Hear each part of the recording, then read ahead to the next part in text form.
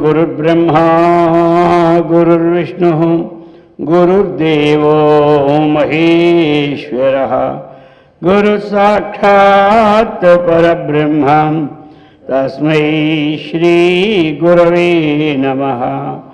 ओम शंकरं शंकराचार्यं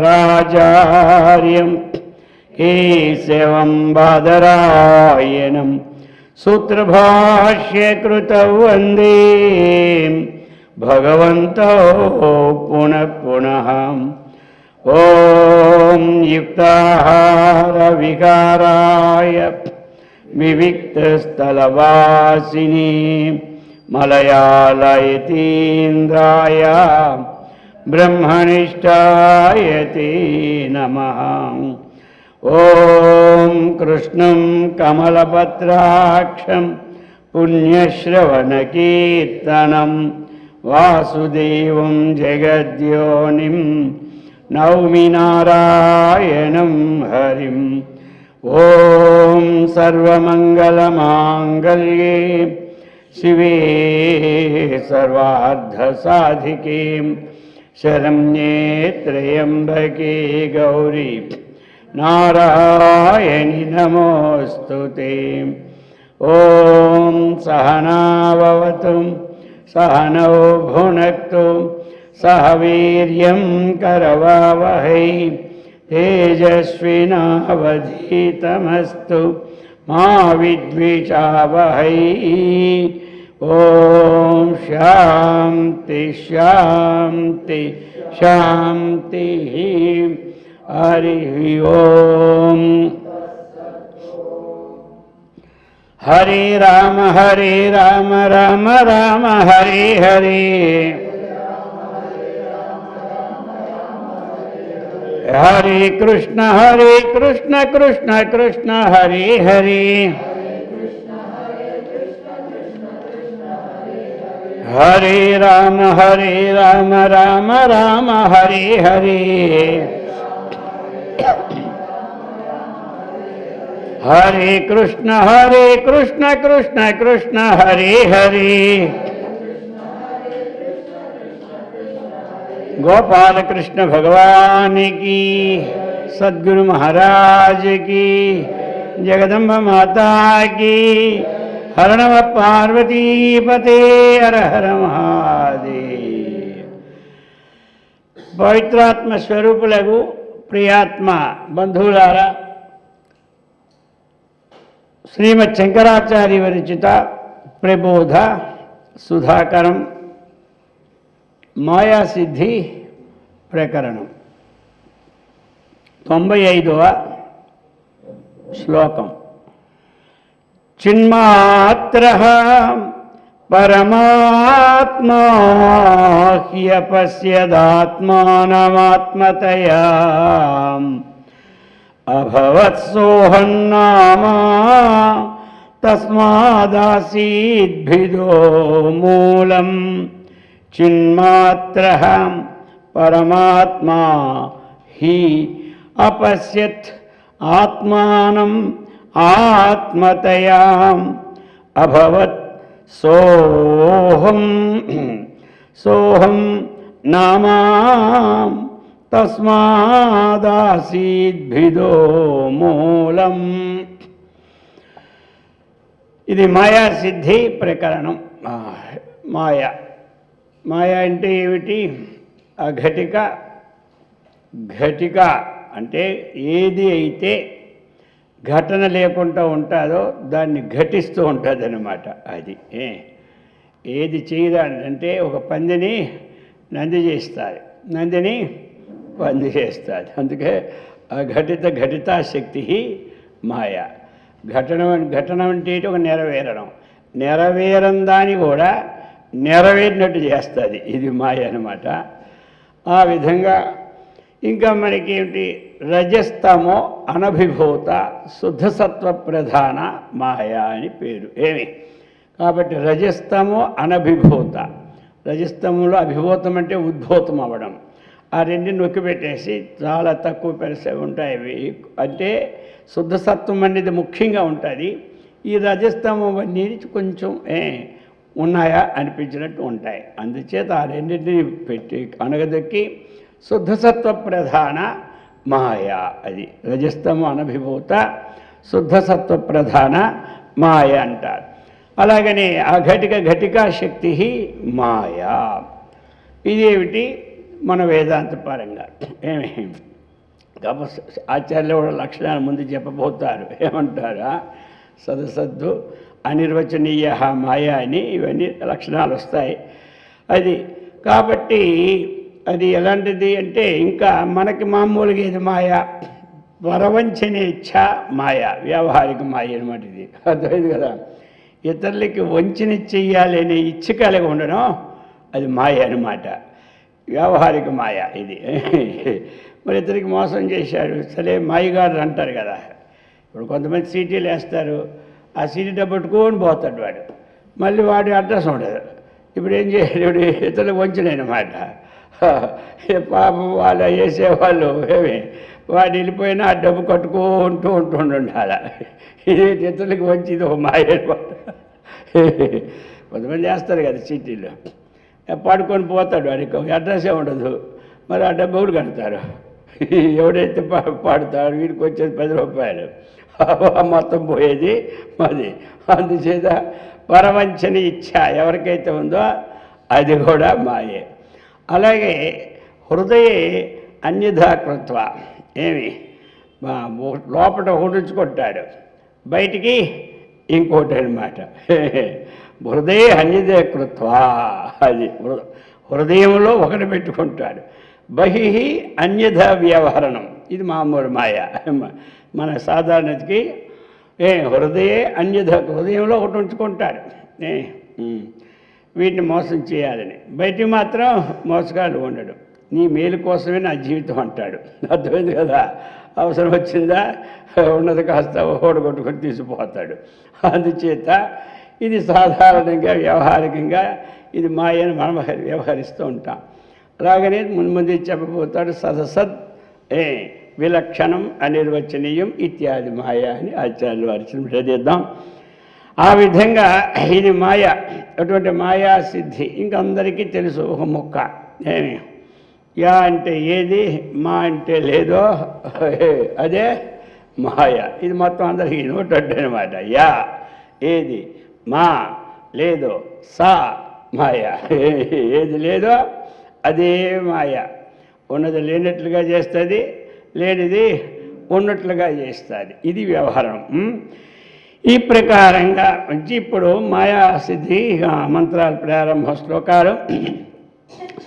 చిన్మాత్ర పరమాత్మా, చిన్మాత్ర చిదేవ మాత్ర, చిన్మాత్ర చిత్తేవం, చిత్తేవ మాత్ర చైతన్యం మాత్రమే అది, చైతన్యమేవ. అది ఏమిటంటే అది చిన్మాత్ర చైతన్య ఏవ. మాత్ర శబ్దం ఏమిటి మనకి, ఇతర వ్యావర్తకం. అతడు మాత్రమే ఇక్కడికి రావాలి, అతడు మాత్రమే తీసుకోవాలి, అంటే ఎవడు తీసుకోకూడదు. అంత మాత్రమే తినాలి, ఎక్కువ తినకూడదు మళ్ళీ. అందుకే మాత్ర శబ్దము కానీ యావ శబ్దము కానీ ఇతర వ్యావర్తకం, పక్క వాళ్ళది రానివ్వదన్నమాట. అది కాబట్టి వాడిని అదే అతడే రావాలి. 10 మందిలో పిలుస్తారు, పలాని వాడు రావాలి, ఇప్పుడు ఇతడు రాకూడదన్నమాట. అందుచేత అలాగనే చిన్మాత్ర అది. అలాగనే ఇప్పుడు చిన్మాత్ర అంటే ఏమిటి, చిదేవ మాత్ర. చిదేవ అంటే చైతన్యమే ఆత్మ, ఆత్మే చైతన్యం. అది మాత్రమే చిత్తు. తక్కినవన్నీ చిత్తు కావు, చైతన్యము కావు. అది మాత్రమే ఏమి చైతన్యం. అది చైతన్యేవ మాత్రయేవ చైతన్యం. అదే చైతన్యం, చైతన్యమే అదనమాట. అందుచేత ఈ ప్రకారముగా చిన్మాత్ర అది. ఇంకా ఈ చిన్మాత్ర ఇంకేంటిది? పరమాత్మ. అది పరమాత్మ అంటే ఏమిటి? సర్వోత్కృష్టమైనటువంటిది. పరం మిక్కిలి ఉత్కృష్టమైనటువంటిది ఆత్మ కాబట్టి పరమాత్మ. పరమాత్మ పరం అంటే ఉత్కృష్టం, దానికంటే ఇంకా గొప్పది లేదు. ఉత్కృష్టమైనటువంటి చైతన్యాన్ని ఏమంటారు? పరమాత్మ అంటారు. ఉత్కృష్టం అది, నికృష్టము ఉత్కృష్టము, ఇది ఉత్కృష్టమన్నమాట. అది పరమశ్చ ఆత్మ పరమాత్మ. ఆత్మే ఉత్కృష్టము, ఉత్కృష్టమే ఆత్మ. అది పరమశ్చ ఆత్మ పరమాత్మ. ఆత్మ అంటే ఏమిటి? వ్యాప్నోతీతి ఆత్మ. అంతటా వ్యాపించి ఉన్నటువంటి దాన్ని ఏమంటారు? ఆత్మ. వ్యాప్నోతీతి ఆత్మ. కాబట్టి అంతటా వ్యాపించిన దాని పేరు ఏమిటి? ఆత్మ. ఒకటే చైతన్యము, అదే చితిశక్తి, అదే పరమాత్మ. ఆ వ్యుత్పత్తిని బట్టి అర్థాలు. అది ఆ విధంగా ఆ పరమాత్ముని శక్తిని బట్టి అది ఉత్పత్తి అర్థాలు మనం తీసుకుంటామన్నమాట. ఆ చేతనా శక్తి అయినటువంటిది ఏమిటి అంటే అంతటా వ్యాపించి ఉన్నటువంటిది. తర్వాత ఈ ధాతువులు శబ్దాలన్నీ వచ్చాయి కాబట్టి అర్థమైంది కదా, ఈ వ్యాకరణం అంతా. ఇక దానికి ఉత్పత్తి అర్థాలు పెట్టి అవి చెప్తారు. అది పరమశ్చ అసవాత్మశ్చ కర్మధారయంలో అభేదం అన్నమాట. పరం వేరు ఆత్మ వేరు కాదు, అదే పరము అదే ఆత్మ. అలాగే మరి పరం అనేది విశేషణం తీసుకుంటే ఉత్కృష్టమైనది ఆత్మ, విశేషణం తీసుకుంటే ఉత్కృష్టమైనది ఆత్మ. అయితే అటువంటి ఉత్కృష్టమైనటువంటిది ఆత్మ. అటువంటి ఆత్మ ఇక్కడ ఏమిటంటే హిరణ్య గర్భరూపంలో చెప్పబడుతుంది ఈ వాక్యానికి. కాబట్టి ఇది ఏమిటి?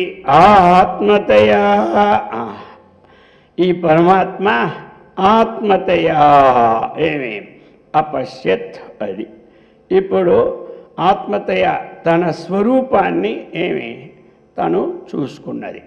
తన స్వరూపాన్ని తాను చూసుకున్నది అంటే ఏమిటి?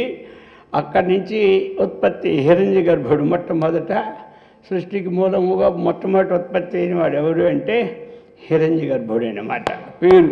అది అటువంటి అందుకు ఆ చిన్మాత్ర అయినటువంటిది పరమాత్మ అంటే హిరణ్య గర్భరూపంలో ఇక్కడ అటువంటి ఆత్మానం ఆత్మతయా అపశ్యత్ అనమాట.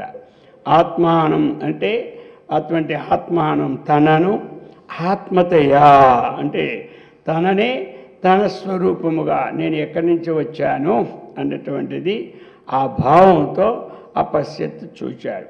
చూచిన తర్వాత ఏమైంది ఆయనకి? ఇప్పుడు మనం ఉన్నాం తను తాను చూసుకోవడం కాబట్టి ఆత్మానం ఆత్మతయ అంటే తను తాను చూసుకోవడం. ఉద్ధరేది ఆత్మానం, తను తాను ఉద్ధరించుకోవాలి. అర్థమైంది కదా? ఉద్ధరేతో ఆత్మానం అంటాడు కదా, ఆత్మన ఉద్ధరేది ఆత్మానం. కాబట్టి తను తానే ఉద్ధరించుకోవాలి. తనకెవడు ఉద్ధరించినాడు లేడు. అలాగనే ఇక్కడ ఆత్మానం ఆత్మతయా అపశ్యత్. అది తన్ను తాను చూసుకున్నాడు. నేను ఎలా వచ్చానని చూసుకున్నాడు హిరణ్య గర్భుడు. అది చూసుకున్న తర్వాత ఏమైంది అతనికి? ఆ విధంగా సోహం. అది అతడు అహం అనే పేరు గలవాడు అయిపోయాడు. ఎప్పుడైతే జన్మ వచ్చిందో తను తాను చూసుకుంటాడు కదా. ఏంటి తను చూసుకుంటే నేను నా స్వరూపాన్ని చూసుకుంటున్నాను. తను అంటే నేను నా స్వరూపాన్ని నేను చూసుకుంటున్నాను. ఓహో, నేను ఇంతకుముందు ఎక్కడి నుంచి వచ్చాను అనే ఆలోచన అతనికి వచ్చిందన్నమాట. అర్థమైంది కదా? మొట్టమొదట ఆలోచన వచ్చేసరికి ఏమిటి? అహము అన్నటువంటిది అంటే నేను అన్నటువంటిది ఉత్పత్తికి అక్కడ ప్రారంభమైంది అనమాట. ఈ నేను శబ్దం ఎక్కడ ప్రారంభమైనది అన్నటువంటిది ఆచార్యుల వారు స్పష్టం చేస్తున్నారు ఇక్కడ. కాబట్టి అహం నామ తస్మాదాసీత్ విధో మూలం అభవతో. కాబట్టి అహం నామ, నేను అన్నటువంటి పేరు ఎక్కడ స్టార్ట్ అయింది అంటే హిరణ్య గర్భుడు పుట్టిన తరువాత అక్కడ స్టార్ట్ అయింది అన్నమాట నేను అన్నటువంటిది. కాబట్టి అది ఏమిటి? తస్మాత్, అదే అందువలన భిదః మూలం ఆసీత్, భేదానికి మూలం అది ఉండెను. ఇప్పుడు నేను పుట్టాను అన్నాం, ఇప్పుడు అర్థమైంది కదా, నేను పుట్టాను. ఇప్పుడు హిరణ్య గర్భుడు వచ్చాడు కదా, వచ్చిన తర్వాత ఆయనేటి నేను పుట్టాను. నేను పుట్టాను అనేటువంటి భావం ఎప్పుడు వచ్చిందో అప్పుడు ఇంకన్నీ వస్తాయి. నేను పుట్టలేదు అనుకున్నోడికి ఏది ఉండదు, ఆత్మ పుట్టుకలేదు కాబట్టి దానికి ఏ వికారము లేదు. మొట్టమొదట ఏమిటి? ఈ యొక్క హిరణ్య గర్భుడు వచ్చాడు కాబట్టి అతడికి ఏమిటి అంటే తన పూర్వజన్మం యొక్క ఒక పూర్వజన్మ ఏమీ లేదు, కానీ ఆ యొక్క ఆత్మ నుంచే వేదాలు వచ్చాయి కాబట్టి ఈయన కూడా ఆ సంకల్పం మాత్రం చేతనే మాయావశంగా వచ్చాడు కాబట్టి అప్పుడు ఏమైపోయింది, వచ్చిన వాడికి ఏదో నా పూర్వజన్మ సుకృతం వల్ల వచ్చానులే అని అనిపిస్తుంది అనమాట. నేను నా పూర్వజన్మ సుకృతం వల్ల భూమి మీదకి ఇక్కడికి వచ్చానులే అని అనిపిస్తుంది. అప్పుడు నేను అన్నటువంటి పదం ఎక్కడి నుంచి స్టార్ట్ అయింది అంటే ఇది వచ్చినందువల్ల ఏమిటయ్యా మరి లోకంలో ఉన్నటువంటి కలిగినటువంటిది అంటే భేద అంటే వైవిధ్యానికి, వేరువేరుగా ఉండడానికి, నేను వేరు ఇది వేరు అన్నటువంటి భేద అంటే ఏమిటి? భేదం అన్నటువంటిది ద్వైతము, భేదము లేనిదే అద్వైతం. మొట్టమొదట అక్కడి నుంచి ప్రారంభం. ఇప్పుడు నేను పుట్టాను అని అన్నాం, ఎక్కడి నుంచి పుట్టాం మనం? అది అనమాట. నాకు పుట్టుకే లేదు అంటే భేదమే లేదు, నేను పుట్టాను అంటే భేదం వచ్చింది. ఇది అనమాట ఇక్కడ మూలం. అందుచేత ఈ విధముగా అభవత్తో ఇది మూలము అయిందనమాట. ఇది మూలం కావడానికి కారణం. తస్మాత్ చిన్మాత్ర పరమాత్మ, ఆ చైతన్య స్వరూపమైనటువంటిది పరమాత్మ హిరణ్య గర్భ రూపంలో ఆత్మతయ అపశ్యత్, నేను ఒక హిరణ్య గర్భుడును అన్నటువంటి విషయాన్ని అతను చక్కగా అవగాహన చేసుకున్నాడు. చేసుకున్న తర్వాత ఇక నేను ఒకటి, మళ్ళీ హిరణ్య గర్భుడు ఒకటి వచ్చింది కదా, అర్థమైంది కదా. అంతకుముందు ఉన్నది నేను అనేది ఒకటే.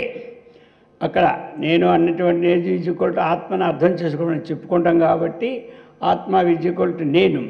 కానీ ఇక్కడ ఏమిటో మరి ఎప్పుడైతే హిరణ్య గర్భ రూపంలో పిండం వచ్చిందో ఇక అప్పుడేమైపోయింది, దాన్ని నేను అని భావంతో వచ్చింది. ఆ విధంగా ఇప్పుడు ఈ భావం, ఈ నేను అనే భావము ఎక్కడి నుంచి ప్రారంభమైంది? నేను హిరణ్య గర్భుడను, అర్థమైందిగా. నేను వేరు, హిరణ్య గర్భుడు వేరు. అక్కడ స్టార్టింగ్ పాయింట్ నేను హిరణ్య గర్భుడును. ఇప్పుడు మనం అనుకుంటాం నేను పలానా వాడిని, అప్పుడు ఏమైపోయింది?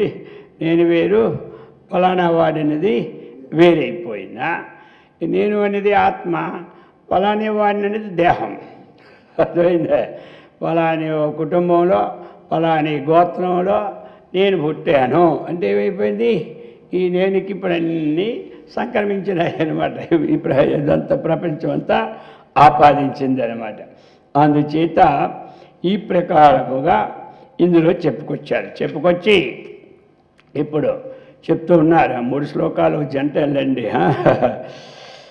ఇక ద్వేధైవ భాతి తస్మాత్ పతిశ్చ పత్నీ చ తౌ భవేతాం వై తస్మాదయమాకాశ స్త్రియైవ పరిపూర్యతే సతతం సోయమపీక్షాం చక్రే తతో మనుష్యాః జాయంత ఇత్యుపనిషదః ప్రాహుః దయతాం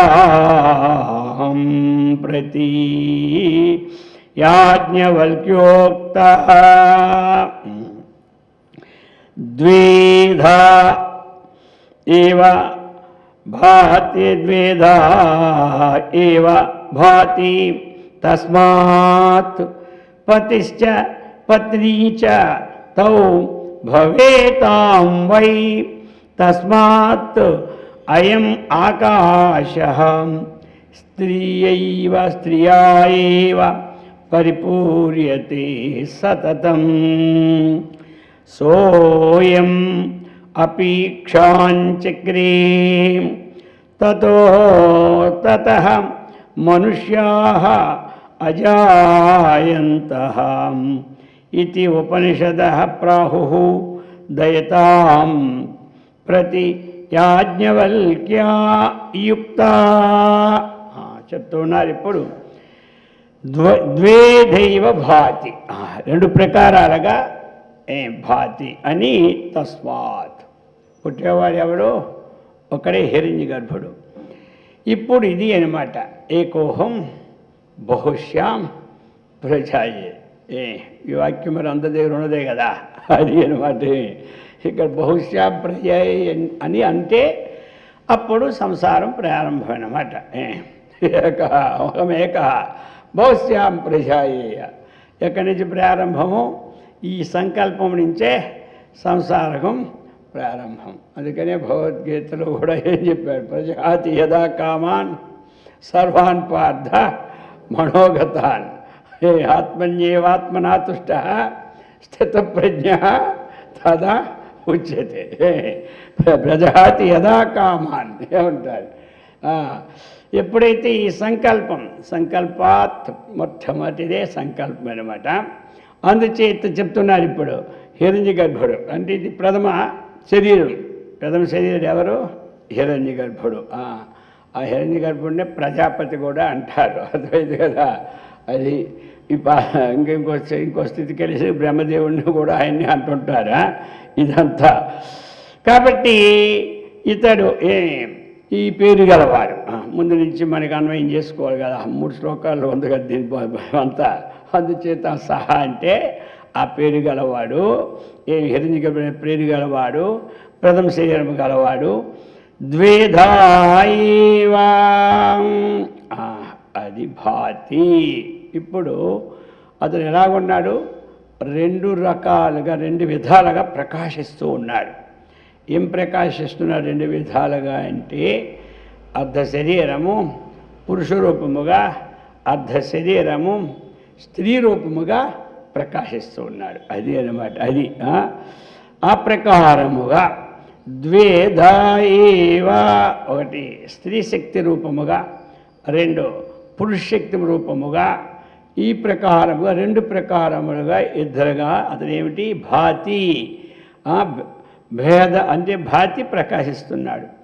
ఎలా ప్రకాశిస్తున్నాడు? భేదముగా ప్రకాశిస్తున్నాడు. ఒక శరీరంలోనే అర్ధనారీశ్వరుడు ఎలాగైతే మనం అంటామో, శివుడికి సగం పార్వతి సగము ఈశ్వరుడు. అర్థమైంది కదా?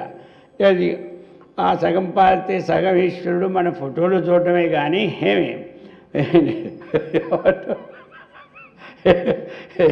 ఎక్కడ చూసాం మనం?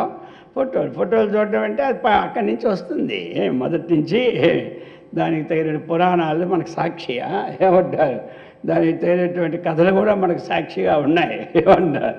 ఇప్పుడు ఆయనే అర్ధనారీశ్వరుడు అన్నటువంటిది మనకు ఉంటుంది కదా. ఈశ్వరుడిని మనం పూజ చేస్తే అమ్మవారికి కూడా పూజ చేసినట్టే భావం. మరి ఈ భావం మళ్ళీగా అమ్మవారిని పూజ చేస్తే ఈశ్వరుని కూడా పూజ చేసినట్టే. మరి ఇది రావాలంటే మూలానికి వెళ్ళాలి. మూలం అంతకు ఎక్కడ గుర్తుంటుంది? ముందున్నదే గుర్తుంటుంది కానీ మూలం అర్థమైందా? మరి ఆ విధంగా బట్టి మరి 2 ఎందుకు పెట్టుకోవాలా?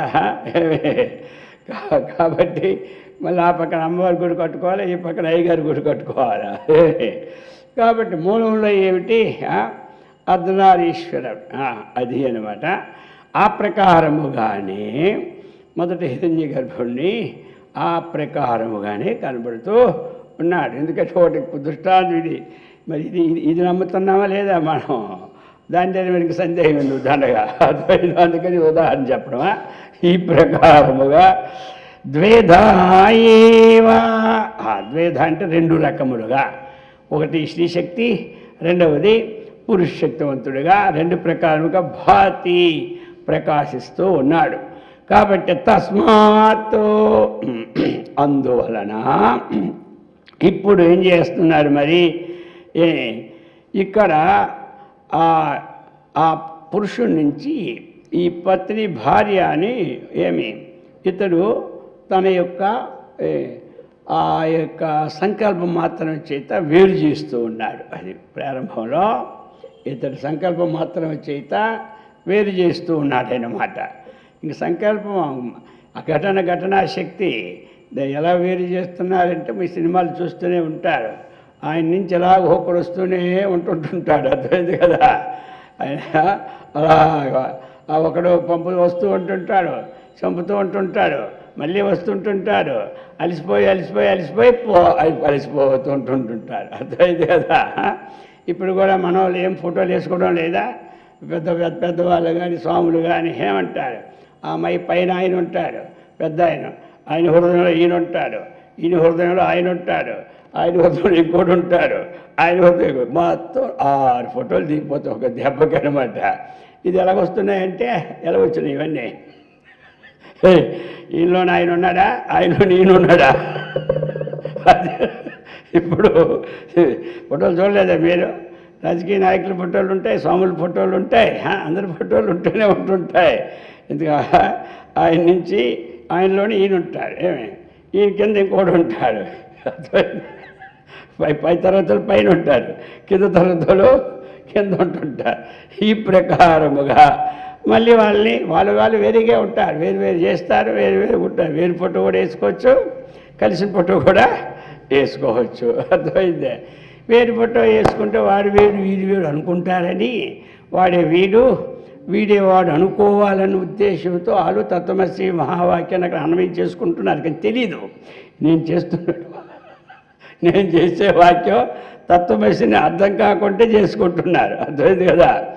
వాళ్ళు ఏమిటంటే ఆయన అంశభూతుండే నేను అని చెప్పుకోవడానికి ఆ స్వామిలో ఈ స్వామిలో ఇంకో స్వామిని పెట్టుకుంటుంటారు, అర్థమైంది కదా. ఆయన అంశం వేరు నా అంశం వేరు కాదని పెట్టుకుంటారు, అర్థమైంది కదా.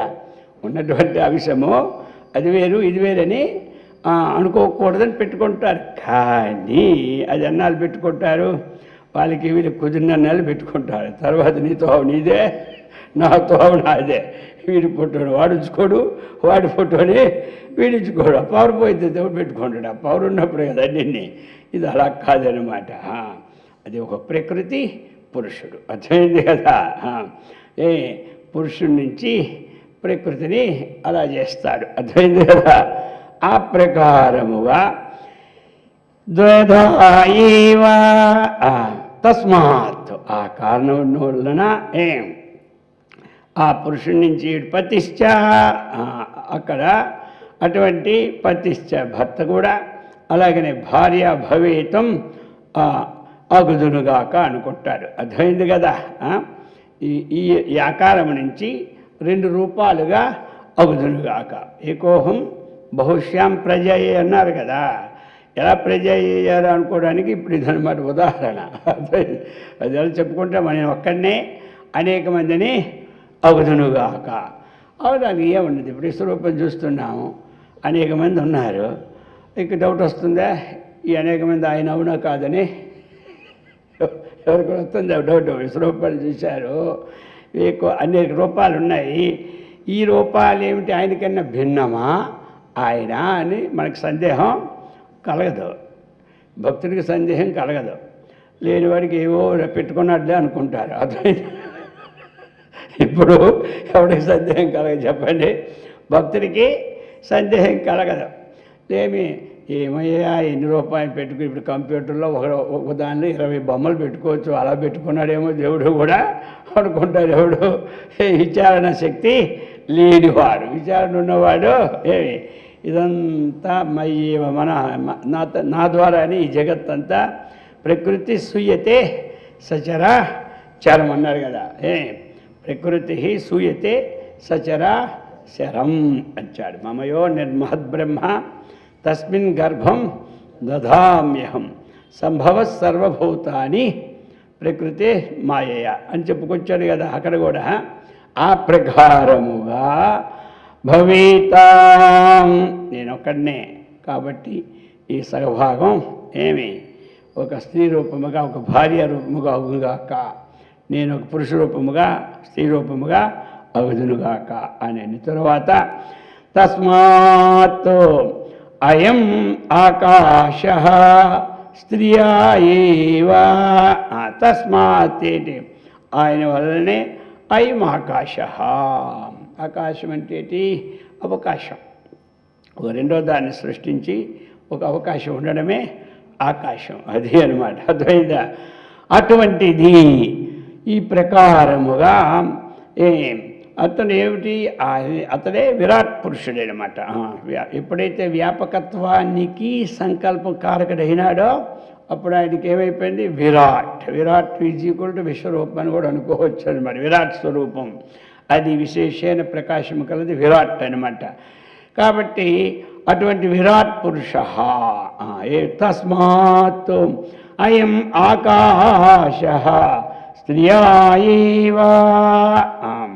ఈ ప్రకారముగా ఆకాశంగా అంటే ఒక అవకాశం, ఇంకొకరికి ఒక అవకాశం.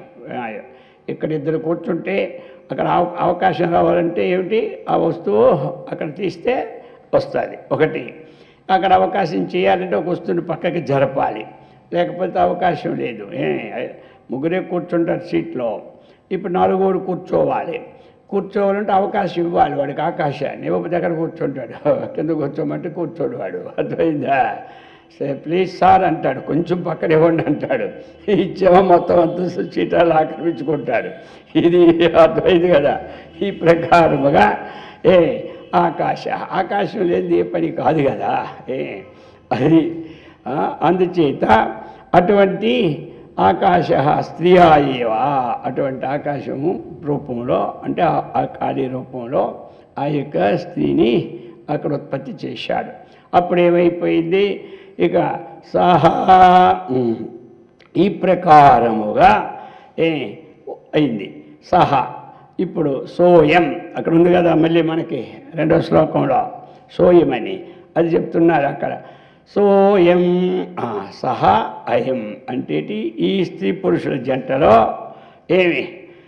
రెండు అయిపోయినాయి. ఇప్పుడు ఒకటి అందులో పురుషుడికి వచ్చినటువంటిది ఏమిటంటే ఆ విభక్త రూపంలో ఆ మొట్టమొదట ప్రారంభం మనువు అతని పేరు వచ్చింది. ఎప్పుడైతే స్త్రీ పురుషుడు జంటగా విడారో ఇద్దరుగా నేను అవ్వాలని అనుకునేటప్పుడు అప్పుడు ఆయన పేరు ఏం పేరు వచ్చింది, మను వచ్చింది అన్నమాట. అది కాబట్టి ఈ ప్రకారముగా మను అని పేరు వచ్చింది.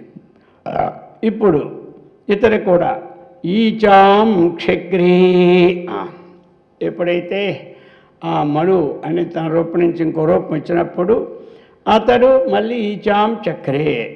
ఈ క్షాం అంటే ఏమిటి, ఏ క్షాం చక్రే ఏంటి, ఆ బహుశ్యాం ప్రజ ఆలోచన అన్నమాట. ఏ క్షాం చక్రే అంటే నేను ఈ విధముగా ఉండాలి, నేను ఈ విధముగా ఉండాలి అన్నటువంటి ఒక ఆలోచన అన్నమాట. దాన్ని ఏక్షాం చక్రే, అది ఆలోచన ఏమంటారు సంస్కృతంలో. ఏక్షాం చక్రే అంటే ఒక ప్లాన్ అనమాట. మన మనసులో ప్లాన్ వేసుకోవాలి. ఏదైనా పని చేసేటప్పుడు ఈ ప్లాన్ ఇలా చేస్తే బాగుంటుంది అని ఒక ప్లాన్ ముందు మనకు పడతాయి. ఆ ప్లాన్లు కొంతమంది పని అయిందాక చెప్పరు, అర్థమైంది కదా. వాడు ఏం చేస్తున్నాడు, ఇంట్లో మహాగందరగోళం అనమాట. ఏం చేస్తున్నాడో తెలియదు, అర్థమైంది కదా. వాడేం బయట పెట్టాడు, అంత సక్సెస్ఫుల్ అయినా బయట పెడుతున్నాడు ఒకడు. అంతవరకు ఓపిక లేక కొంత ఆందోళన పడిపోతాడు ఇంట్లోన. ఇలాగే ఒకడంతా గూడుపట్టానికి ప్లాన్లు చేసేస్తాడు, ముందు పెట్టాడు. ముందు పెడితే ఆ ప్లాన్ ఇంకోటి ఎక్కడైతే చేసిస్తే ముందు. అందుకే రేపు రిలీజ్ వరకు కొంతమంది ప్లాన్లు బయట తీరు. ఏ పాడు పెట్టాడు ఎంతకన్నా పెద్ద ప్లాన్ వేస్తాడు వాడి పేరు వస్తే వీడి పేరు రాదు. అందుచేత ఈ ఆలోచన ఏమిటి, మనస్సు. ఓ కుండ చేయాలంటే ఆ కుండని ఎన్ని రకాలుగా చేయాలంటే కుమ్మరివాడు ఆలోచనలు ఉంటుంది అనమాట. అది అర్థమైంది కదా. ఓ బంగారం ఎన్ని రకాల వస్తువులు చేయాలంటే అది ఆ బంగారం చేసేవాడు ఆలోచనలు ఉంటుంది. ఒక వస్త్రాన్ని ఎన్ని విధాలుగా మనం ఆకర్షింపజేయాలంటే అది చేసేవాడు ఆలోచన ఉంటుంది. అలాగా ఈ క్షాం చక్రీ ఆ ఆలోచనని చక్కగా చేసినాడు. అర్థమైంది కదా. ఇప్పుడు ఏమి ఆలోచించి ఇక ఈక్షాం చక్రీ అప్పుడు ఆయన ఏమిటంటే ఒక ఏదైతే తనకన్నా భిన్నమైనటువంటి ఒక స్త్రీని కావాలనుకున్నాడు కదా, ఆ స్త్రీ పేరు ఏమిటి? శతరూప అని పేరు పెట్టాడు. అర్థమైంది కదా. ఏం పేరు పెట్టాడు? శతరూప. అనేక రూపాలతో కూడుకున్నటువంటి విశేషమైన మరి శతరూప అంటే. సహస్ర రూప అంటే 1000 రూపాయలతో కూడింది. శతరూప అంటే 100 రూపాయలతో కూడింది. ఒక రూపానికే ఏమి ఎంతో ఆకర్షణ. అలా 100 రూపాయలతో కూడినటువంటి స్థితి ఇంకెంత ఆకర్షణ. అర్థమైందే. అందుచేత అటువంటి మనువు ప్లస్ శతరూప ఇది జంట. అర్థమైంది కదా. అది చెప్తున్నారనమాట. అటువంటి ఆ మనువు యొక్క భార్య పేరు ఏం పేరు? శతరూప. ఇది ఒకటి ప్రకృతి పురుషుడు. అర్థమైంది కదా. ఆ ప్రకృతి స్వరూపమే శతరూప అనమాట. మమయో నిర్మహద్బ్రహ్మ మమయో నిర్మహద్బ్రహ్మ తస్మిన్ గర్భం దధామ్యహం.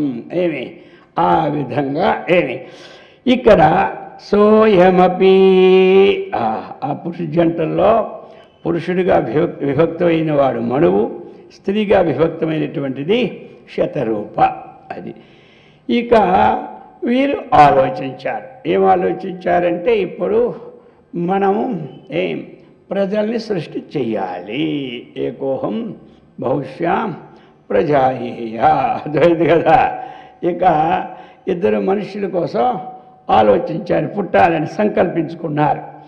ఇక ఆ సంకల్పముతో ఏమి తతః తయోహో ఏమి వారిద్దరి నుండి తయోహో తతః అంటే తయోహో ఏంటి మనువు అలాగనే శతరూప వీళ్ళిద్దరి నుండి తతః అంటే ఆ దంపతుల నుండి మనుష్యా.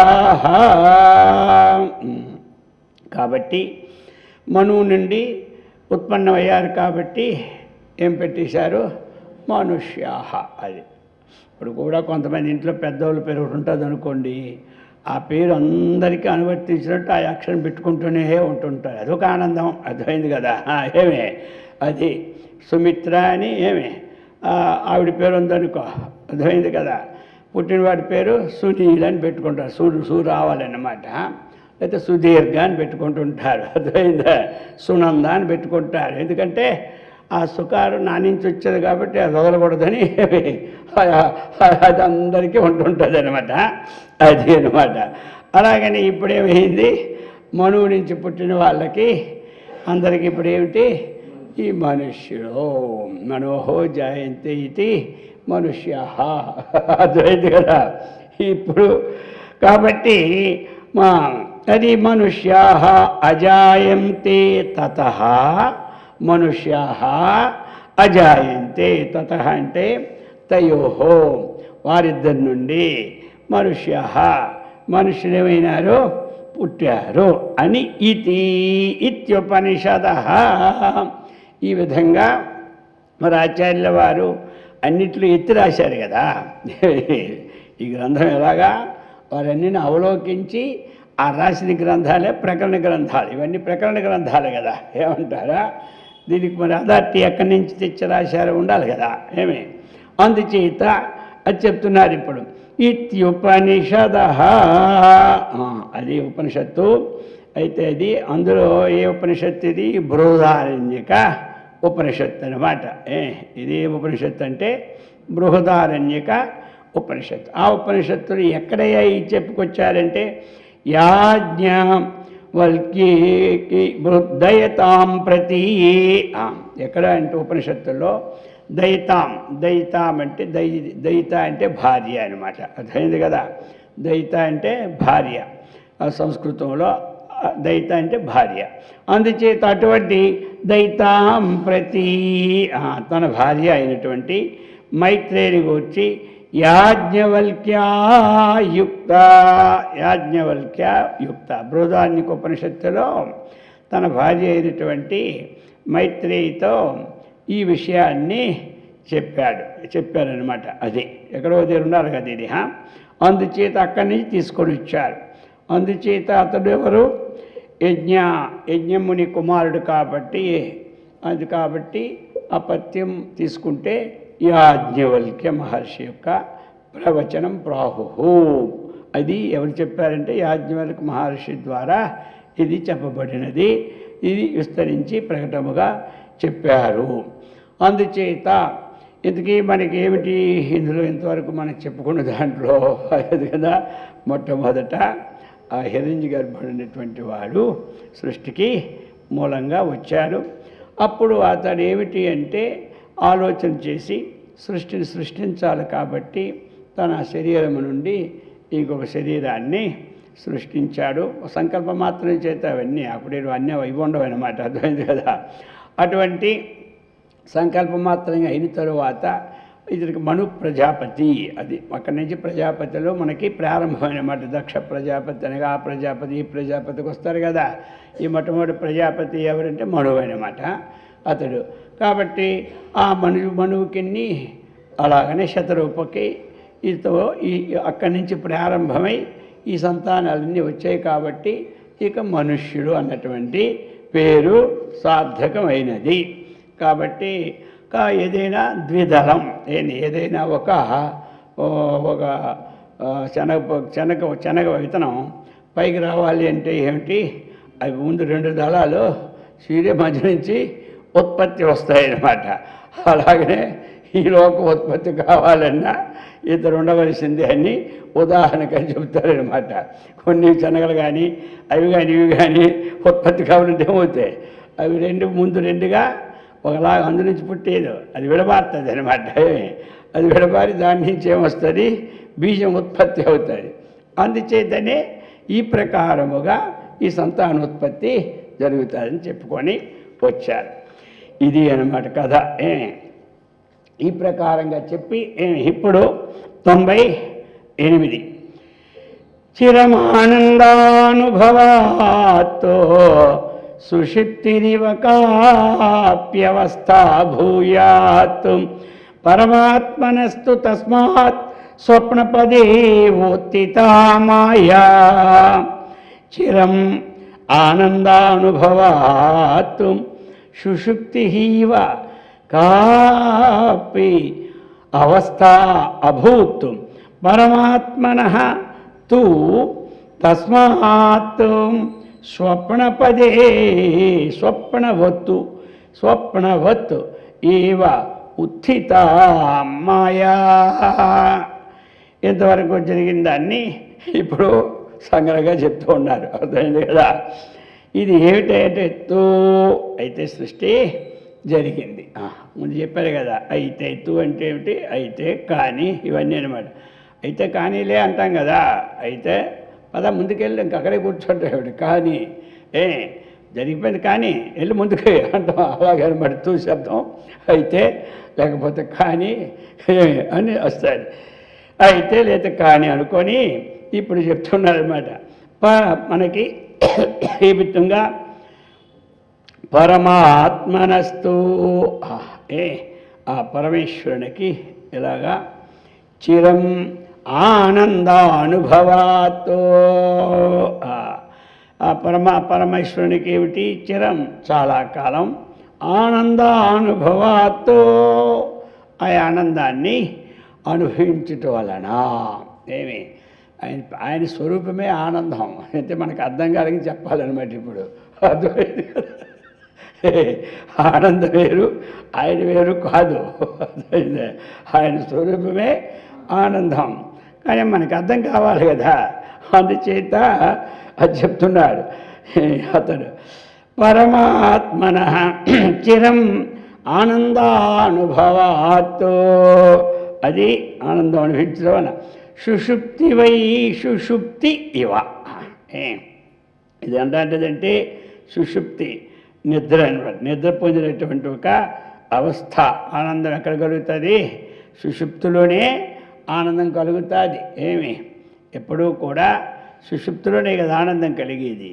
తక్కిన ఆనందాల కన్నా సుషుప్త ఆనందమే గొప్పది అన్నమాట. అర్థమైందా. ఇల్లు వాళ్ళు మర్చిపోతాం, ప్రపంచమే మనలో భాసన ఉండదు. అర్థమైందా?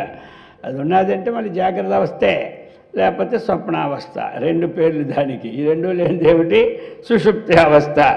అటువంటి సుషుప్తివా కాపి అవస్థ, ఒకనొక అవస్థ ఏమిటంటే ఆ ఆనంద స్వరూపమైనటువంటి సుషుప్తి అవస్థ. అందుకనే సుసతాం సౌమ్య. అయా సుషుప్తిలో ఈ బుద్ధి ఏమవుతుంది? సత్తుతో కలిసిపోతుంది అన్నమాట. దాని ఇది వేదిగా ఉండదు, దాంతో కలిసిపోతుంది. అది కలిసిపోయేసరికి ప్రకృతిని అంతా బుద్ధి వదిలేస్తుంది. అయితే కలిసేది ఏది? తమో గుణంతో కలిసింది. అది అర్థమైంది కదా? మనం ఏం చేస్తున్నాము? సత్వగుణంతో కలపడానికి ఇప్పుడు ప్రయత్నం చేస్తున్నాం, ధ్యానం. అర్థమైందా? లేకపోతే అంతకన్నా ధ్యానం ఇంకేం ధ్యానం ఉందా? 8 గంటలు గుర్రు నిద్రపోతూనే ఉంటుంటాం మనం. అర్థమైంది కదా? అందుచేత అది చెప్తున్నాడు. ఆ విధంగా కాపీ ఇది ఒక అవస్థ అభూత్ అయ్యను. ఇది ఒక అవస్థ అయింది ఆయనకి. అయితే ఇదేమిటి? ఇప్పుడు మళ్ళీ ఈ సృష్టి వచ్చింది కదా, ఇదంతా సృష్టి మళ్ళీ పుట్టింది. మరి పుట్టితే ఇదే అవస్థ, అది సుషుప్త అవస్థ. అలా లెక్కేసుకోమన్నాడు. అర్థమైంది కదా? ఇది మనకి ఆనందానుభూతి కలగడం ఆ యొక్క అవస్థ ఏంటి? అది స్వభావం. మనకేమో నిద్రపోతే స్వభావం, పడితే అది స్వభావం. అంటే పట్టదు, స్వభావం అనుకోవడం లేదు. నిద్ర పడితే సుఖానుభూతి స్వభావం, నిద్ర పట్టకపోతే మళ్ళీ దుఃఖానుభూతి స్వభావం. అందుకనే మనకి ఎప్పుడు నిద్ర పడుతుందో మనకే తెలియదు. వయసు అయిపోయినాక ఎప్పుడు నిద్ర వస్తే అప్పుడు పడుకోవడం అంతే అంటారు. ఇక తెలివి వచ్చిందంటే అవదు పని. తెలివి వస్తే ఏదో రామకృష్ణ అనుకోవడం, నిద్ర వస్తే పడుకోవడం, ఇదే పెట్టుకోవాలి. అందుకని అన్ని వ్యవహారం వదిలి ఏమి ఇక జ్ఞాన వ్యవహారం పెట్టుకోవాలి ఆకర్లా. నిద్ర వచ్చిందే పడుకోవాలి. సో టైం ప్రకారం ముందైతే మన టైం ప్రకారం నిద్రపోతాం, ఆ వయసు వేరు. అర్థమైంది కదా? ఇప్పుడు ఏ టైం ఇప్పుడు తెలివి వస్తుందో తెలియదు. అర్థమైంది కదా? ఏది షుగర్ వచ్చినోడికి ఎన్నిసార్లు తెలివి వస్తుందా? బీపీ వచ్చినోడికి ఎన్నిసార్లు తెలివి వస్తుంది? తెలివి వచ్చింది వస్తూ ఉంటుంటుంది. అర్థమైంది కదా? అందుచేత ఈయనకి ఏమిటి? సుషుప్తి. ఆయన ఎల్లప్పుడూ ఆనందభూతుడు, కానీ సుషుప్తి కాబట్టి జాగ్రత్త ఏముంది అక్కడ? అయితే ఇదే వచ్చి కలిగింది. తస్మాత్ ఇది ఎలాంటిదయ్యా? మరి ఇప్పుడు ఈ యొక్క త్రిగుణాత్మక ఒక మాయని తీసుకొని ఏకోహం భవిష్యమాన్ని వచ్చి ఈ ప్రజను పుట్టించడం స్వప్నవదేవా ఉత్థిత. ఇది ఎలాంటిదంటే ఆ సుషుప్తి ఆనందానుభూతిలో ఉన్నవాడికి ఒక స్వప్నం వచ్చిన మాదిరిగా వచ్చింది ఈ జగత్ అనమాట. ఆయనకి అది స్వప్నం. అందుకే సంసార స్వప్న సంకాశ అంటారు. ఈ ప్రపంచం పుట్టింది కదా, ఆనందంతో సదా ఉన్నటువంటి వ్యాపకమైనటువంటి పరమాత్మకి ఇదేమిటిది? స్వప్నం వచ్చినట్టు. అంటే మనకు అర్థం కావడానికి ఆయన స్వప్నం లేదు, ఏదీ లేదు. అయితే ముందు మనకు అర్థం కావాలి కదా. మనకి ఎలాగ రాత్రి స్వప్నం వస్తుంది కదా, అది ఎక్కడి నుంచి వచ్చిందంటే ఎక్కడి నుంచి వచ్చింది? అదే మాయ. అర్థమైంది కదా? రాత్రి స్వప్నం వచ్చింది, ఎక్కడి నుంచి వచ్చిందంటే అదే మాయ. జాగ్రత్త సంస్కారం చేసి స్వప్నాలకు వస్తాయి మాయ అనమాట. మరి ఆ స్వప్నం ఉందా? లేదు. అలాగే స్వప్నంలో అన్నీ వచ్చాడు. ఈ దేశం కాకుండా అన్ని దేశాలు తిరిగినట్టు ఒకసారి. ఏమయ్యా నువ్వు అమెరికా వచ్చి ఎలాగొచ్చావంటే వచ్చేసాను అంతే. ఏసా దొరికింది, నిన్నే దొరికింది, అప్పుడే ఎక్కి వెళ్ళిపోయాను అంటాడు. ఎక్కడ? స్వప్నంలో. అబ్బా నీ తొందరగా వచ్చిందంటే అంతేనండి, మాకు పలుకుబడి ఉంది కాబట్టి ఒక క్షణంలో వచ్చేస్తాయని అంటాడు. ఎక్కడ? స్వప్నంలో. అంతే. తెల్లాసరికి అది లేదు, ఇది లేదు. అలాగనే ఈ ప్రపంచము కూడా ఏమిటి? అటువంటి పరమాత్మకి ఇది ఒక స్వప్నం అన్నమాట. అందుకనే మనకేమన్నారు? సంసార స్వప్న సంకాశ యవనం కుసుమోపమం విద్యుచ్చంచలం ఆయుష్యం కాతత్ర పరిదేవన. సంసారం ఎలాంటిది? స్వప్నం లాంటిది. అంటే రాత్రి స్వప్నం అల్ప స్వప్నం, ఈ స్వప్నం దీర్ఘ స్వప్నం. ఎందుకంటే పరమాత్మ స్వప్నం ఇంకా దీర్ఘమైన అన్నమాట. మనకు 100 సంవత్సరాలు పోతే కొన్ని వేల సంవత్సరాలు కదా ఆయన స్వప్నం. అది ఈ జగత్తు ఇది ఒక స్వప్నం మాదిరి అనమాట. అది చెప్పారు. ఈ ప్రకారముగా పరమాత్మ అది చిరమానందానుభవాత్ సుషుప్తి కాపి. ఇది ఒక సుషుప్తి, ఒకనొక అవస్థ అభూత్. తస్మాత్ ఆ కారణం వల్లను ఏమి స్వప్నవత్తు ఏవా ఈ త్రిగుణాత్మికమైన మాయా, ఈ మాయా ఏమి స్వప్నవదేవ ఉత్థిత, స్వప్నం వల్లే ఈకి లేచిందనమాట ఈ యొక్క జగత్తు. కాబట్టి సృష్టి ఇచ్చితో ఈ పరమాత్మకి ఇచ్చేమైంది, స్వప్నమైంది. ఏకోహం భవిష్యాం ప్రజ ఇచ్చ పరమాత్మకి ఏమైంది, స్వప్నమైంది అనమాట.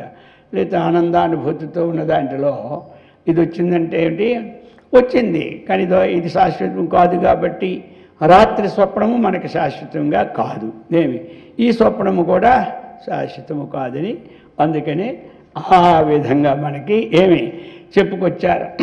చెప్పి ఇప్పుడు మా యొక్క లక్షణాన్ని చెప్తున్నారు. సదసద్విలక్షణ అసౌ పరమాత్మ సదాశ్రయ అనాది సాచ గుణత్రయ రూప సూతే సచరాచరం విశ్వం. సత్తు విలక్షణ, అసత్తు విలక్షణ. సత్తుకి అసత్తుకి విలక్షణ. అప్పుడు మనం ఏంటంటే విలక్షణ అనేది రెండింటికి పెట్టుకోవాలి ద్వంద్వ సమాసంలో. సత్తు విలక్షణ, అసత్తు విలక్షణ రెండు కలిసి ఏమైంది, సదసద్విలక్షణ. అంటే సత్తుకి అసత్తునకు విలక్షణ అలా తీసుకోవాలి. ఇది చెప్పుకుంటే సత్తుకి విలక్షణమైనదే, అసత్తుకి విలక్షణమైనది ఏమిటి, మాయా. అన్నిటికీ అసౌ అంటే మాయ అంటే ముందు చెప్పేశారు కాబట్టి అసౌ అంటే ఈ వీడు ఇది అని అర్థమైనమాట. సర్వనామంలో అసౌ అంటే వీడు, ఇది, అది అనమాట. అందుచేత మాయకి ఒకసారి మాయ చెప్పి మళ్ళీ మాయ చెప్పకుండా అసౌ ఈ మాయా. ఈ మాయకి ఏమిటి లక్షణం, సత్తుకి విలక్షణంగా ఉంటుంది, అసత్తుకి విలక్షణంగా ఉంటుంది. ఏటుంటుంది మాయ. మాయ అంటే ఏంటి, సదసద్విలక్షణ, ఇది ఒక లక్షణం. ఇంకోటి ఏంటి, ఇంకా చెప్తున్నాడు పరమాత్మ సదా ఆశ్రయ. ఇది ఎప్పుడు పరమాత్మను ఆశ్రయించుకొని ఉంటుంది. అయింది కదా. ఎలాగైతే పెద్దవాళ్ళ దగ్గర పిఏ ఉంటారో, పిఏ ఉండాలా, పిఏ లేకపోతే పని అవ్వదు. అయింది కదా. పెద్ద పెద్ద ఆఫీసుల దగ్గర కానీ పెద్ద వాళ్ళ దగ్గర కూడా పిఏ ఉండాలి. ఆయన ఎప్పుడు ఆశ్రయించుకొనే ఉంటారు. ఎక్కడ మాత్రం రాత్రి పాలు అయితే ఇద్దరు పియ్యాలను పెట్టుకోవాలి. పగల డ్యూటీ ఒకటిది, రాత్రి డ్యూటీ ఒకటిది. వీడి సెక్షన్ వేరు, వాడి సెక్షన్ వేరు, ఇద్దరు ఎవడు కూడా ఆశ్రయించుకుండాలి. అలాగే ఈ మాయ ఎప్పుడూ కూడా పరమాత్మని ఆశ్రయించుకొనే ఉంటుంది. ఉండబట్టే దానికి ఎంత శక్తి వచ్చింది. అది ఎక్కడి నుంచి వస్తుందా, దాని నుంచి పుట్టి దానికే కప్పేస్తుంది. ఇది అర్థమైందా. అగ్ని నుంచి పుట్టిన పొగ అగ్నినే కప్పినట్టు, నీటి నుంచి వచ్చిన ఆవిరి మేఘము సూర్యుడిని కప్పేటట్టుగా మన గర్భంలో పుట్టినటువంటి జరాయువు అది శిశువునే కప్పినట్టుగా ఇది కూడా దాన్ని కప్పడానికి చూస్తుంది. ఎప్పుడు నాకు దొరుకుతాడా వెనకను పట్టుకుని మింగేద్దామని. అర్థమైంది కదా. మింగడానికి కుదరదు. ఆయనకి 1000 కోళ్ళు ఉన్నాయి, ఇది ఎక్కడ మింగుతుంది. అందుచేత మనమేంటి అజ్ఞానం వచ్చేది కాబట్టి మింగేస్తుంది. అసలు మింగాలంటే కష్టం కదా. అందుచేత ఇది పరమాత్మ సదా ఆశ్రయ, ఎల్లప్పుడూ పరమాత్మని ఆశ్రయించుకొని ఉంటారు. అందుచేతే ఆశ్రయించుకున్న బట్టి వీడేవాడు వాడే వీడిలో ఉంటారనమాట. ఏవయ్యా ఈవేళ మా పెద్ద ఆయన లేదు, పెద్ద ఆయన ఉంటే ఏంటంటే ఆయనే నువ్వే అయిను, నువ్వు తీసుకుంటే చాలు మా కాగితం ఆయనకి వెళ్ళిపోతుంది అంటారు. అర్థమైందా. అందుచేత ఆయన అనాదే, నువ్వు అనాదే, అదనమాట. ఇది ఆ విధంగా మాయ కూడా ఏమిటి, అనాది. ఇది ఎప్పుడు వచ్చిందో తెలియదు ఈ మాయ.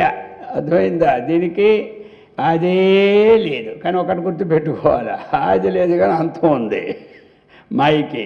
కాబట్టి అనాది శాంత మాయా. మాయకి లక్షణం అనాది శాంత. శాంత అంటే అంతంతో కూడినటువంటిది.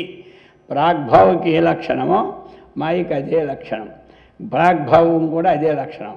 అనాది శాంత.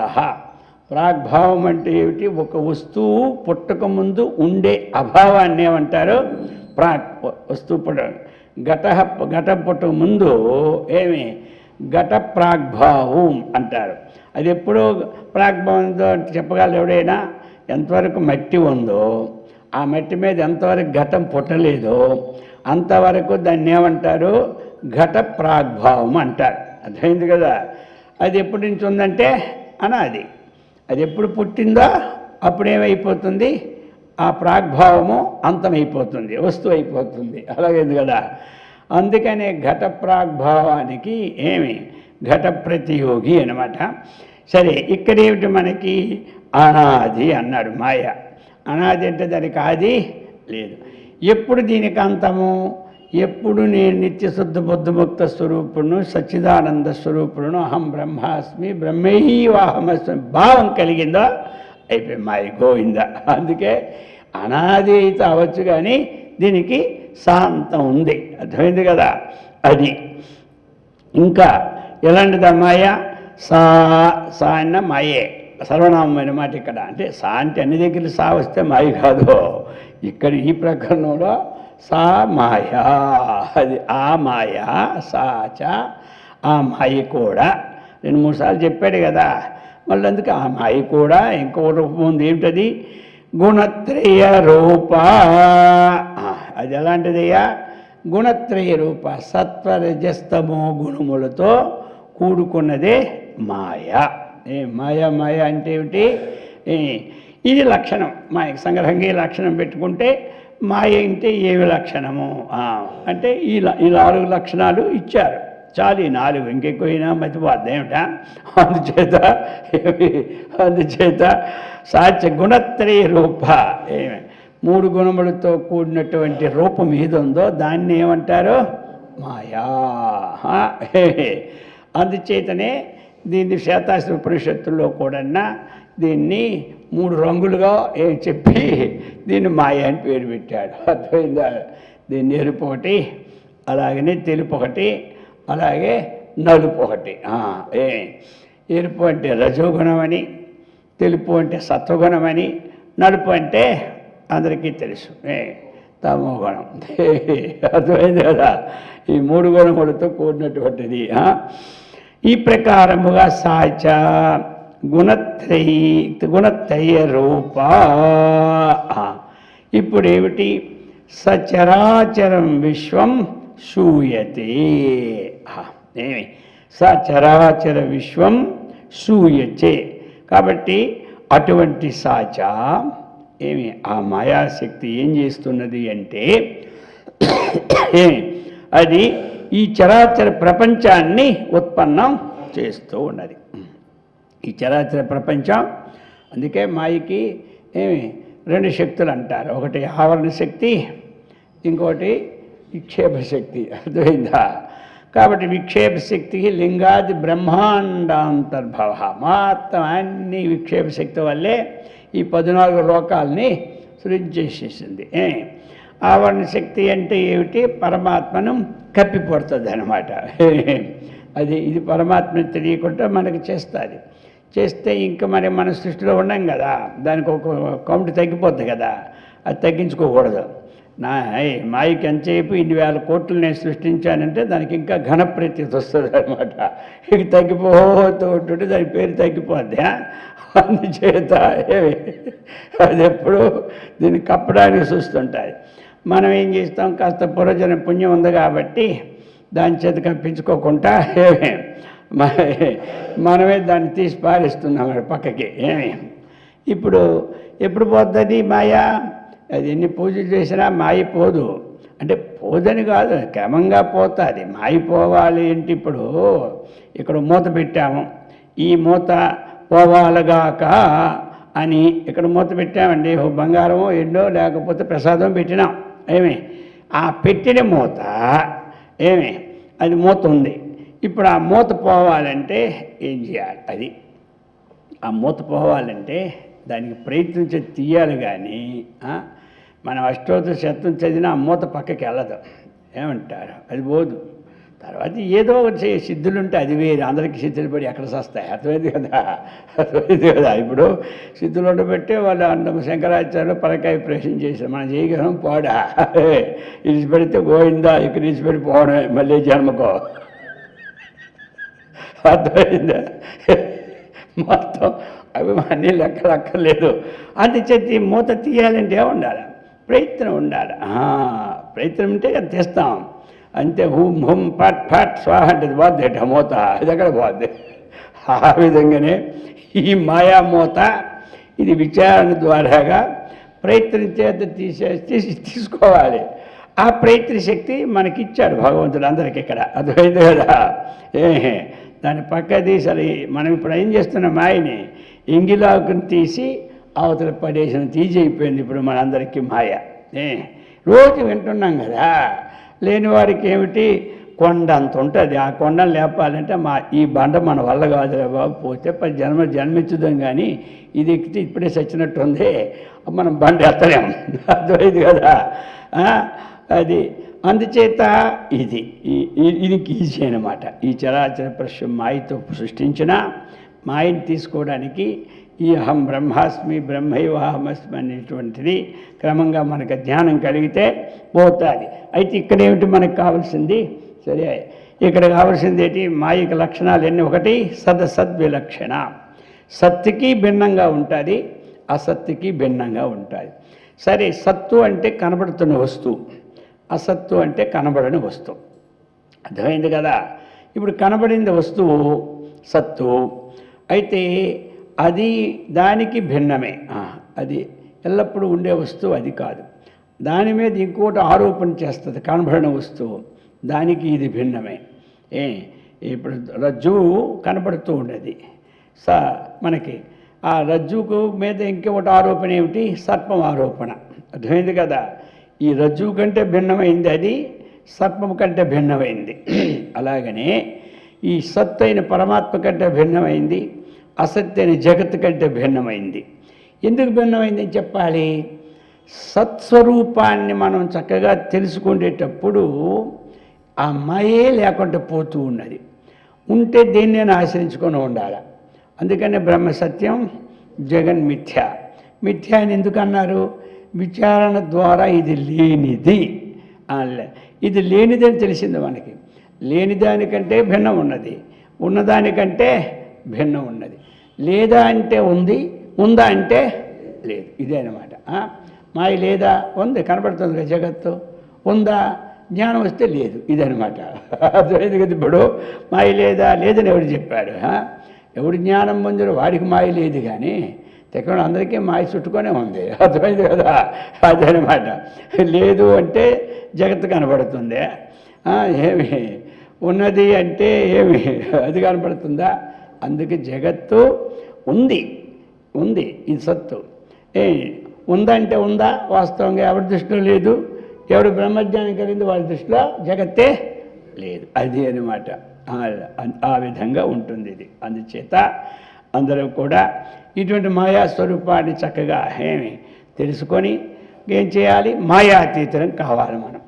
అది మాయాతీతం కావాలి కాబట్టి అందుకనే మనకు కూడా సగుణాన్ ఏతాన్ అతీత్య అన్నాడు. ఎక్కడ మనకి 14వ అధ్యాయంలో చక్కగా ఈ మూణాలని అతీత్య దాటకాలం. ఇప్పుడు ఆ భగవంతుని మనం మాంచయో అవ్యభిచారేణ భక్తియోగేన సేవతే సగుణాన్ సమతీత్యైతాన్ బ్రహ్మభూయాయ కల్పతే. 14వ అధ్యాయం ఇచ్చాడు కదా ఈ మాయను దాటడానికి ఉపాయం, అర్థమైంది కదా. ఆ భగవంతుని యందు అభేదమైన భక్తితో మనం పూజ చేసుకోవడము, అభేదమైన జ్ఞానాన్ని తెలుసుకున్న వాడికి మాయ ఇప్పుడు ఉండదు అని చెప్పుకొచ్చారు. అటువంటి మాయా లక్షణానికి ఇది మీరు గుర్తుపెట్టుకుంటే మాయ లక్షణం ఇదని చెప్పచ్చు ఉపన్యాసాల్లో, అర్థమైంది కదా. అది ఇది ఒక సబ్జెక్ట్ అనమాట. మాయ అంటే ఏమిటి అడిగారు అనుకోండి, అప్పుడు ఈ ప్రవచనం రెడీ చేసుకోండి. అందుచేత ఈ ప్రకారముగా అటువంటి మాయని దాటిన ఉపాయాన్ని భగవంతుడు మనకిచ్చి సత్కర్మనిష్టను, భగవద్భక్తిని, ఆత్మజ్ఞాన సంపత్తిని, ఆయురారోగ్య ఐశ్వర్యాన్ని కూడా భగవంతుడు అలాగే అమ్మవారు ఆచార్యుల వారి సదా రక్షించెదరుగాక. ఓం సహనా భవతు సహనౌ భునక్తు సహ వీర్యం కరవావహై తేజస్వినావధీతమస్తు మా విద్విషావహై. ఓం శాంతి శాంతి శాంతి. ఓం లోకా సమస్తా సుఖినో భవంతు.